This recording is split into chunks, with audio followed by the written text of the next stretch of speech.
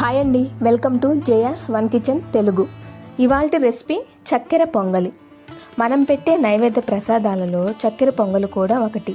Simple ప్రాసెస్లో టేస్టీగా చక్కెర పొంగలి ఎలా తయారు చేయాలో చూద్దాం. ముందుగా ఒక బౌల్ తీసుకొని ఇందులో 3/4 కప్పు రైస్, 2 పిడికెళ్ళు పెసరపప్పు, 1 పిడికెడు పచ్చెనగపప్పు వేసుకోవాలి. ఇవన్నీ కలిపితే 1 కప్పు ఉంటాయి. తరువాత వాటర్ పోసుకొని వీటిని ఒక 2 టైమ్స్ శుభ్రంగా వాష్ చేసుకోవాలి.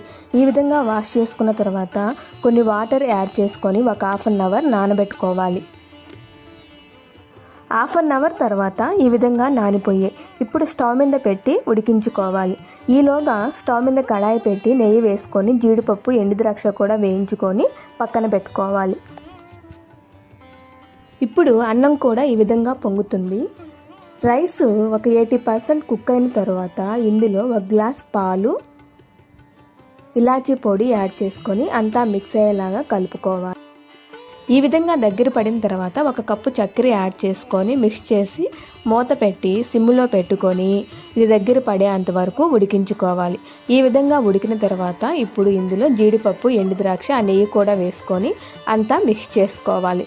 తర్వాత స్టవ్ ఆఫ్ చేసేయాలి. ఇంతేనండి చక్కెర పొంగలి.